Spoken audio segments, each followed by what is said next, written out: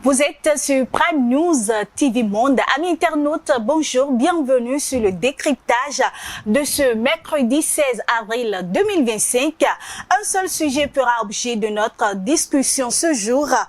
Brice Oligui Nguema, du chef de la transition, aujourd'hui devenu président de la République au Gabon. Les présidentielles ont eu lieu le dimanche dernier. On en parle dans cette émission avec notre invité du jour. Il a pour nom Arthur Sello, journaliste à Banouto. Bonjour, merci d'être là. Bonjour madame la journaliste, bonjour chers internautes et c'est un plaisir d'être là. D'accord, merci d'être là avec nous sur cette émission. C'est le plaisir partagé. Madame. Alors, on parlera de l'élection présidentielle au Gabon. Brice Oligui Nguema élu avec 90,35% des voix. Une présidentielle qui marque ainsi la fin de la transition ou qui marque ainsi la fin de la dynastie Bongo au Gabon. Dites-nous, juste après la proclamation de ces résultats provisoires, qu'est-ce que vous aviez ressenti? Ressentiment, ce n'est pas étonnant. Parce que quand on voit les conditions dans lesquelles les élections se sont déroulées, les opérations avant les élections, on s'attendait à ce que Oligui Nguema soit élu. C'est vrai que le score est un peu conséquent et ça peut-être nous a étonné compte tenu du nombre de votants.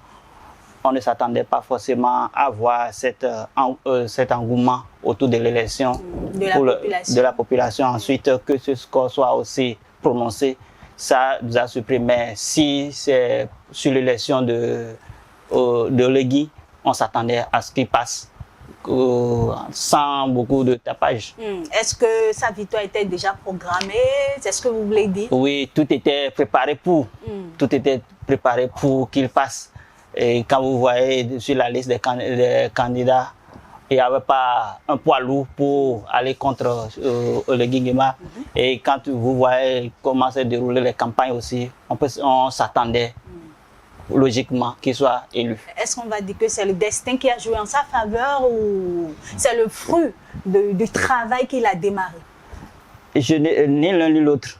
C'est plutôt les aspirations de la population, parce que vous, à l'introduction, vous avez bien planté le décor en disant que ça met fin à la dynastie Bongo. 42 ans pour le père, 14 ans pour le fils.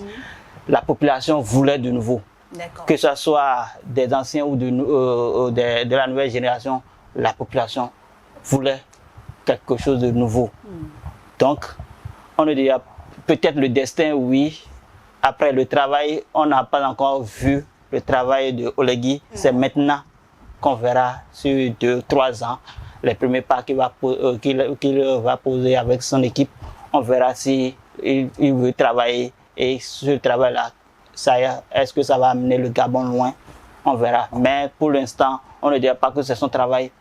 C'est un peu les aspirations de la population, la volonté de la population de voir en tout cas, de donner la chance à d'autres de diriger pour voir. Est-ce qu'on va dire que c'est la volonté de la population d'avoir du nouveau à la tête de leur pays ou c'est le cri de détresse de la population que Oligui a finalement les deux cumulés.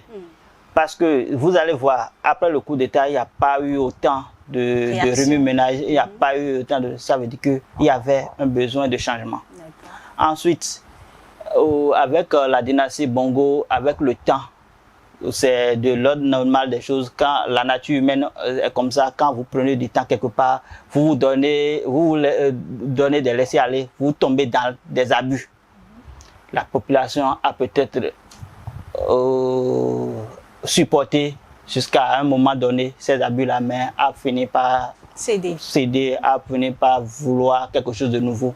C'est ça qui a favorisé même la venue sans beaucoup de tapage de Oligui et qui est dans la continuité des aspirations de la population. C'est vrai que c'est des résultats provisoires. D'ici 2 semaines, on aura une idée sur les résultats définitifs. Alors, est-ce que selon vous, à la tête du Gabon, il y aura vraiment le changement? Voilà, à la tête du Gabon. Est-ce que c'est le signe d'un véritable changement? Non, c'est la problématique même de l'élection. Est-ce que on aura le changement.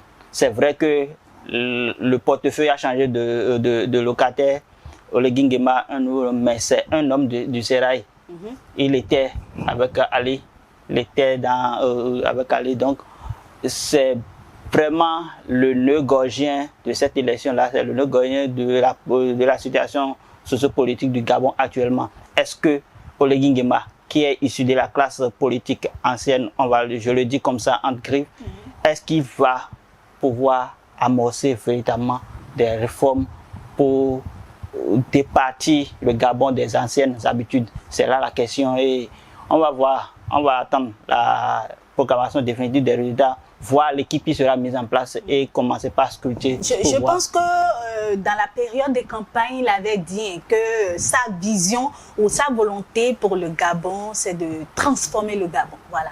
C'est d'amener le Gabon sur de nouveaux chemins, voilà, vers le développement. C'est générique. C'est générique quand vous voulez être président, vous prônez le changement. Sous nos yeux, c'est toujours le changement. S'il n'avait pas prôné le changement, est-ce qu'il y aura cette transition-là? C'est parce qu'il sentait que le peuple a besoin de changement. Il a dit. Mais entre les promesses de campagne et les actions, une fois élu, il y a beaucoup d'écart. Et quand vous voyez bien la campagne, ça n'a pas été véritablement une campagne d'échange d'idées. Ça a été plutôt une campagne faite de show, one man show de Olegui.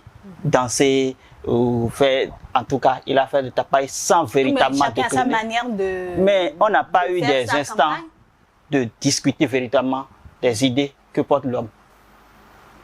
On n'a pas eu le temps. Et il n'a pas eu des débats d'idées pour confronter les idées des candidats. Donc, en tout cas, moi, je reste encore sur ma soif. Je suis observateur, je regarde. Je suis un peu. Je doute un peu qu'on aura un changement véritable au niveau du Gabon avec Olegui Nguema. Mais je me. Qu'est-ce qui vous fait douter, voilà? Oui. Je viens d'énumérer. Je n'ai pas eu le sentiment qu'on ait débattu des idées. Oui, bon, la personne peut ne pas débattre de son idée, mais il a sa politique. Oui. Qui peut vraiment. Sa politique peut ne pas plaire à la population. Qu'il a bien sûr élu. Parce que je vous ai dit le contexte dans lequel on a élu. On a vécu plus de 50 ans sous une dynastie. On voulait le changement.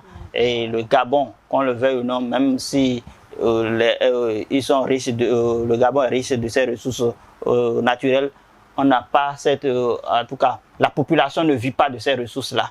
Donc, ils avaient besoin de changement. Mais l'homme qui porte le changement, est-ce qu'il a décliné véritablement ses idées? Il a fait 20 ans de transition, 20 mois de transition du moins. Mais honnêtement, est-ce que de façon significative, il y a eu un changement? Vous n'avez pas remarqué un changement, c'est ça ou... En tout cas, moi, j'attends encore de voir le changement. Changement sur quel plan exactement? Sur tous les plans. Parce que aujourd'hui, le Gabon... Est-ce qu'aujourd'hui, les 20 mois qu'il a passé à la tête du Gabon, est-ce que sur le plan social, il n'y a pas eu d'évolution? Est-ce que sur le plan économique, vous n'avez pas senti d'évolution? Bon, sur 20 mois, on ne peut pas juger véritablement de l'évolution économique, mais les premiers pas. Oui. On a passé 20 mois à faire la transition. La transition, ce n'est pas déployer une politique, une vision. La transition, c'est d'arrêter ce qui était en train d'être fait. De gérer les affaires courantes et de redonner, en tout cas de faire un nouveau départ pour l'équipe. Et on a vu avec la nouvelle constitution adoptée, la charte de la transition, tout, on a vu comment ils ont fait. Donc ce n'est pas encore, ça ne nous donne pas encore des prémices et des éléments pour juger que Olegui incarne véritablement un changement. Donc, moi, en tout cas, de mon point de vue, j'attends encore de voir, et après la programmation des résultats, comment l'équipe, comment il compose son équipe. Est-ce que c'est un gouvernement de réunification? Est-ce que c'est un gouvernement qui se base uniquement sur les intellectuels, en tout cas ceux qui ont des idées, qui vont avec ces idées? On verra. À partir de ce moment-là, on pourra avoir des indices pour prévoir ce qui peut advenir du Gabon. Alors, selon vous, qu'est-ce qu'on peut dire, enfin, de quoi le Gabon aujourd'hui a réellement besoin? D'abord, en termes de politique, sur le plan, sur le plan politique, il faut, Oligui Nguema a un premier défi à relever, c'est de pouvoir, parce qu'il ne s'est pas défait des anciens qui sont dans en tout cas dans l'entourage des Bongo. Comment il arrive à maintenir cet entourage-là et à dominer cet entourage-là pour insuffler, pour insuffler le renouveau qu'on attend de la classe politique gabonaise. Comment il fait? Est-ce qu'il sera obligé de se démarquer de ce lot-là ou bien il peut s'appuyer sur eux pour avancer, n'est-ce pas? Il n'est pas obligé de... Oui, on est d'accord que dans notre tradition africaine, on dit que c'est au bout de l'ancienne corde qu'on tisse la nouvelle. Voilà. C'est un fait. Mais comment on tisse la nouvelle corde pour que l'ancienne corde ne freine pas l'élan? C'est ça son premier défi. Comment arriver à maintenir cette classe-là, comment dominer cette classe-là et imprimer un renouveau. C'est son premier défi. Sur le plan économique, actuellement, il vient dans un contexte où le prix du pétrole est en baisse à cause des va-et-vient de Trump. Donc, il faut qu'il arrive à diversifier l'économie, ne plus se baser uniquement sur les hydrocarbures. Il arrive à quand même diversifier l'économie. Sur le plan social, il faut que le taux de chômage au Gabon est énorme. Il a ce plan-là. Maintenant, les infrastructures aussi sont fœtus et il faut travailler. Il y a beaucoup de choses à faire, mais on ne lui demande pas de tout faire. C'est de commencer à faire quelque chose de bien. Pour quelqu'un qui est resté à la tête d'un groupement militaire, voilà, chef d'armée, si je peux le dire ainsi, pour quelqu'un qui est resté à côté de l'ancien président, est-ce que vous ne pensez pas qu'il a ces compétences-là pour pouvoir relever ces défis-là? Puisque vous l'avez dit tout à l'heure que vous n'êtes pas sûr qu'il soit vraiment capable de relever ces défis-là à la tête du pays. Oui, a priori, oui. Il connaît le sérail, il connaît l'entourage, il connaît la politique gabonaise. Voilà, il a les prérequis. Voilà. Ce que je disais, mon appréhension, ce n'était pas sur véritablement s'il a l'expérience, mais c'est sur la volonté de se départir des anciennes habitudes que je doute. D'accord. Est-ce qu'il va incarner cette volonté-là de se défaire des anciennes pratiques qui ne sont pas bonnes et d'insuffler un souffle nouveau à l'administration du Gabon, à l'économie gabonaise. Quand vous parlez d'anciennes pratiques, vous voulez indexer quoi?